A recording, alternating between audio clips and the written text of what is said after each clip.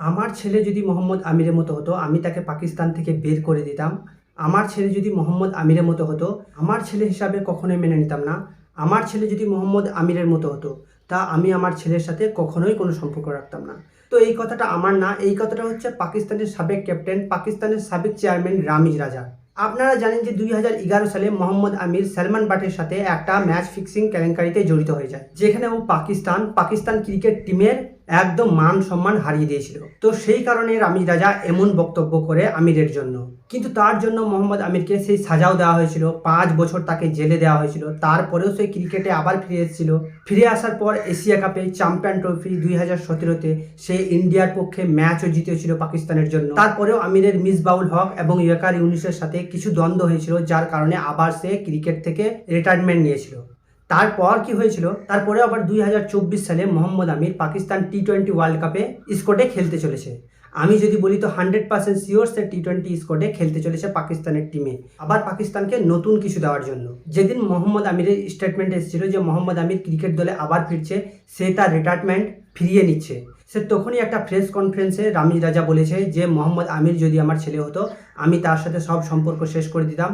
মোহাম্মদ আমির যদি আমার ছেলে হতো আমি তাকে পাকিস্তান থেকে বের করে দিতাম।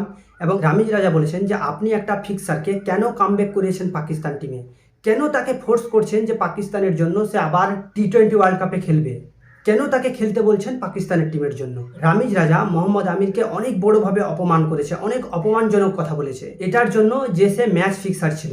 এটা আপনি জানেন যে মোহাম্মদ আমির এবং রামিজ রাজা এদের দুজনের কখনোই হয় না। যখন মোহাম্মদ আমির প্রেস কনফারেন্সে আছে তখন রামিজ রাজার জন্য সে ভুল কথা বলে, যখন রামিজ রাজা প্রেস কনফারেন্সে আসে তখন রামিজ রাজা মোহাম্মদ আমিরের জন্য ভুল কথা বলে, দুজনকে অপমানজনক কথা বলে। এটা আপনারা যদি পাকিস্তানি ক্রিকেট নিউজ শোনেন বা জানেন, এটা আপনারা অনেকবার দেখে থাকবেন যে রামিজ রাজা আর মোহাম্মদ আমিরের সাথে কখনোই হয় না, তারা দুজনের শত্রু। একটা অনেক ইম্পর্টেন্ট কথা, রামিজ রাজা যখন পাকিস্তান ক্রিকেট টিমের চেয়ারম্যান ছিল তখন মোহাম্মদ আমিরের খেলা তো অনেক দূরের কথা, একটা এনসিএ ট্রেনিং এর পর্যন্ত মোহাম্মদ আমিরকে সিলেক্ট করা হয়নি। মোহাম্মদ আমিরকে সিলেক্ট করার জন্য বারণ করা হয়েছিল যে মোহাম্মদ আমিরকে যেন কোনো রকমভাবে সিলেক্ট করা না হয়। এমনভাবে মোহাম্মদ আমিরকে অপমান করা হতো যে পাকিস্তানের ক্রিকেট টিমে আমিরের কোনো রকম কোনো নাম যেন না থাকে। তো এবার মেন পয়েন্ট হচ্ছে যে অনেক লেট হয়ে গেছে, অনেক দেরি হয়ে গেছে, মানে অনেক সময় পেরিয়ে গেছে এই কেসটা যে মোহাম্মদ আমির ফিক্সিং করেছিল। এর জন্য মোহাম্মদ আমিরকে জেলও যেতে হয়েছে, আর মোহাম্মদ আমির সে তার ভুলটা নিজেও স্বীকার করে নিয়েছে। তো এবারে কথাটা রামিজ রাজাকে ভুলে যাওয়া দরকার, কারণ সে মানুষ, তার ভুল হয়েছে, সে স্বীকার করে নিয়েছে, তার জন্য সে শাস্তি পেয়েছে। এই কথাটা নিয়ে আর কোনো রকম কোনো বাড়াবাড়ি না করা, এই কথাটা নিয়ে আর কোনো রকম কোনো ভুল মন্তব্য না করা, সে তার ভুলগুলো শুধরে নিয়ে সে আবার পাকিস্তান টিমে ফিরছে।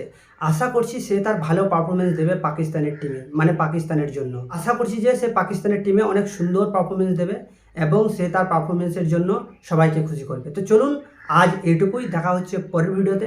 আপনি যদি আমার চ্যানেলে নতুন হয়ে থাকেন তো দয়া করে সাবস্ক্রাইব করে যাবেন আর একটা লাইকও করে যাবেন।